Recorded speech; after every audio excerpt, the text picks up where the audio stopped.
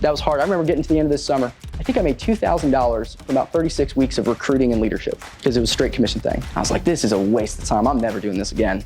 And I don't know if you ever get feedback. There's probably some people in this room that kind of justify. You ever justify? Oh, but this is what I was thinking. This. You know, and he's like, whoa.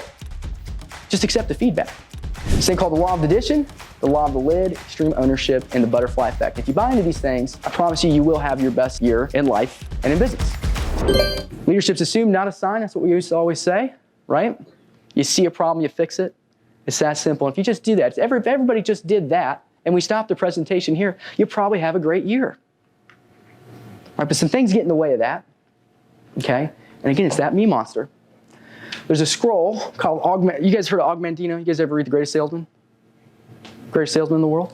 Oh, y'all need to get that after reading my book first, though. So there's a scroll in there. He has a bunch of different little, daily scrolls to get you excited about going to sell. And I really recommend it. I used to read every day for 7 summers straight. And there's this one called I'll Greet This Day with Love in My Heart. And he just literally goes on for 10 pages about how he's going to love every single prospect he meets. And they're going to see love in his eyes when he talks to them in the marketplace, as he says. And I kid you not, if you just did that, you'll sell more. It has nothing to do with technique. If somebody likes you and they laugh, they're going to buy, aren't they? It's that simple. And if you love them, my goals went from, I had numerical goals of what I was going to do work-wise, but at the end of the day, I was like, I'm going to go make this mom smile. You knock on the door and make a mom smile, 59% of them let you in. Now for leaderships, there's a bunch of different people in here. There's a bunch of leaders too. And if you want to be a leader, you're going to want to tune into this story. I assume most people in here probably want to be a leader. That's why you're working here, okay? I had a team one year. It was my first year full-time recruiting after I graduated college, had a degree. University of Tennessee, let's go. We're going to have a great team. Recruited 9 people to go sell books. Went out there to sell. 2 weeks in, 2 people left. Ugh, was frustrating. Finished the summer, had a good year in sales. The 2 people, I think I've got my stats on here actually. Oh, there it is. This is embarrassing. 77% of people quit, and the 7 people that did quit were the people who knew me the most. Stings.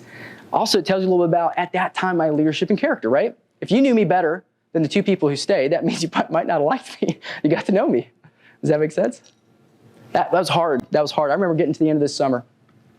I think I made $2,000 from about 36 weeks of recruiting and leadership because it was a straight commission thing.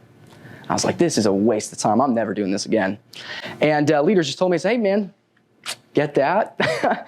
But nobody to point at but yourself. I was very angry that he told me that.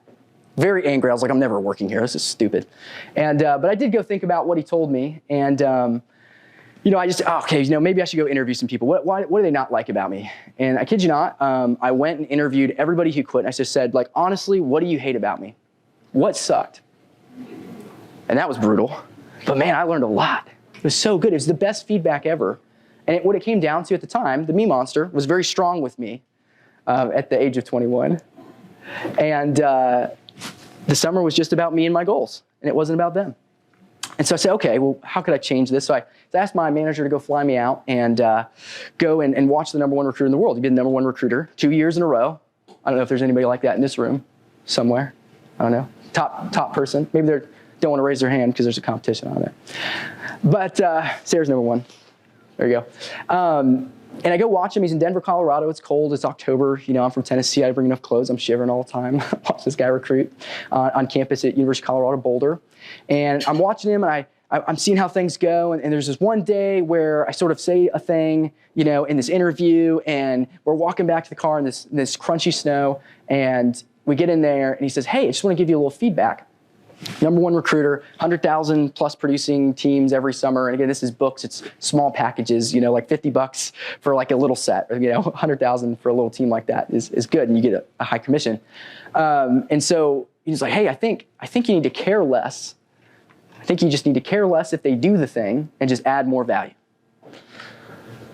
And I don't know if you ever get feedback, but there's probably some people in this room that kind of justify. You ever justify? Oh, but this is what I was thinking. This. And he's like, whoa. Just accept the feedback. #1 recruiter, $2,000 last year. I decided to shut up. And I just took the feedback. And I just chewed on it. And I went back to the drawing board and I just thought, you know what? what's really, why am I doing this? What's the real purpose behind this? What do I actually want to get people to get out of this internship? This seemingly terrible, door-to-door, 80-hour-a-week straight commission thing that almost nobody wanted to touch, right? What's the goal? And when you say it like that, it's like, well, of course I wouldn't do that. But when you can say it like this, where it's like, well, yeah, it's 80 hours a week and it's straight commission, but if you can learn to be successful at it, you'll have 100,000 people who are really successful in life, be alumni that want to hire you, and you'll be able to do anything you want to do the rest of your life in entrepreneurship. You might get excited about it, right? And so instead of it being about the money, we shifted to the pursuit of helping others. How could I help one person, regardless of their sales, come in and have a better life, even if they just came for 1 year? What about 3? What about 5? And I just created a vision for what I wanted the result for people to be. And it came down to this one thing. And the one thing is simple. I wanted to teach people to be men and women of their word. Because I knew if they followed through what they said they were going to do, they'd have not only a great summer in sales, they'd just have a great life. Because usually the hardest thing for people is just following through. If you can just follow through, you'll be okay. And I switched that mentality, and this is what my team did the next year. I think it's got the percentage. We had a 10x increase in sales just from that one thing changing. I almost said the same thing, same scripts, same stuff. I added a book, I think, because the focus was on this one thing and it had nothing to do with sales. Yeah, I taught them the sales stuff. They had a sales talk. We had sales training, but it's only, how are we going to go help that mom? How are we going to go help you have a good year? Let me help you with your taxes. College student. Let me help you with your budget. Because the business isn't anything without the people. And if they're not having success in life with their budget, for example, or whatever, they're not going to have success in business. So I just went the extra mile. We had a great year. Sold $1 million of books that summer as a group. My personal production increased because I didn't have to worry about people as much, about how are they going to do well, and it went awesome. And so these are the 4 principles that came out of that year and every year since that we've been applying to every single business that we work with, whether it's a real estate, mogul who has a big team and sells hundreds and hundreds of houses a year, or they're brand new in whatever field that they're at, or they're 18, 19 and they're inside sales rep just setting appointments. Okay, it's the same concepts. This thing called the law of addition, the law of the lid, extreme ownership, and the butterfly effect. If you buy into these things, I promise you, you will have your best year in life and in business, okay? So law of addition, anybody ever heard of that? Really good book by John Maxwell called The 21 Laws of Leadership, okay? So whether you like it or not, you are influencing people all the time. My dad always used to tell me. And so whether, it can be positive or negative, right? So we used to have rookies, if they'd live together, obviously, and there'd be a place, and if you came in, the thing was to read your sales talk at night before bed. So you can just be fresh when you woke up the next day, okay? And if instead you stayed up till 2 a.m. on your phone blasting music, what's it do to the roommates? But if you just read the thing, what's it do to the roommates? And so it doesn't matter about your position or title. It has everything to do with just trying to do your best. So if you lead by example, things will work out. So there's a study in the book that you'll find called the spillover effect. I think it's chapter something, I can't remember. And I think it's Northwestern did a study on this big tech company. They had all these different salespeople in a room, and they studied who sat next to high performers and who sat next to what they called toxic performers. Not my words, but toxic performers. Yeah, is it working? Everybody hear me good? Oh, sweet, good, thanks. And you'll have to help me with time, Sarah. And what they actually found is over 6, 12 months, if you sat next to a high producer, your sales would increase by 25% by sitting next to them, never talking to them. And if you sat next to somebody who was a toxic producer, your sales would drop 50%. Isn't that crazy? Now, I might have got the numbers wrong, so you can fact check me later, but it's something crazy like that. And it's literally just by being in the same room as people. So make a goal this year just to lead by example. If you want someone to do something, do it yourself. They'll do it. If you got a spouse, they don't go to the gym, go to the gym. If you got a person that doesn't want to go sell, go sell. You got a person that doesn't want to recruit, go recruit. Just lead by example and things will work out. All right, law of the lid. Your influence and success is limited by your overall leadership ability, okay? And personal growth. Like I just said, you can't lead where you won't go, and you can't teach what you don't know, no matter what. If you've never done it, you can't teach somebody how to do it, otherwise you're kind of just lying. Growth is uncomfortable, helping is uncomfortable, so whenever I finished that first summer, it definitely sucked at times, but man, I met that one kid. It was always worth it. It was always worth it. And just pushing through to help that person, it will force you to see, right, that failure is worth it. If you were taking notes, I tell you to write this one down. All you have to do is stop worrying about what everyone else is doing around you and compete with yourself, and you'll have your best year. You're the only person who actually knows if you're trying your best. The only person. Nobody else knows. You can be faking it very well. And if you actually just compete with yourself and try your best, you'll have an incredible year in everything that you do. Call yourself out and do it with some people, and it'll go well. So extreme ownership, this is the concept we talked about at the beginning. I'm not going to go too much into this one. Everything's up to you, which just means that like what you do actually makes a difference in everybody around you, right? There's this person here, and really there's just no excuses for success. This is also in my book in the preface, I believe. Hard for me to pronounce her name, but it's on there. And she was an Olympic swimmer back in like the 40s, 60s, 50s, somewhere in that range. And she was born with polio. And they told her she could never swim, and she could never use her arms. And she went through like decades of physical therapy, essentially, to learn how to swim. And she was the first woman to ever win 2 gold medals at the same time. And extreme ownership is just doing whatever you actually can do and realizing that any limits you've put on yourself really just come from within. It's just all in your head. Experiment called the sand flea experiment. And they put fleas in a jar. Fleas can only jump 6 inches.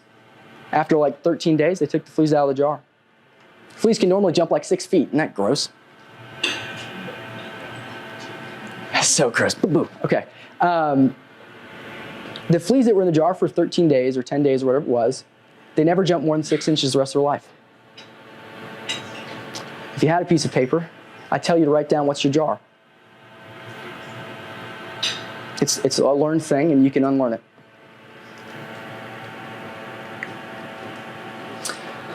We're almost done. Anybody ever heard of the butterfly effect?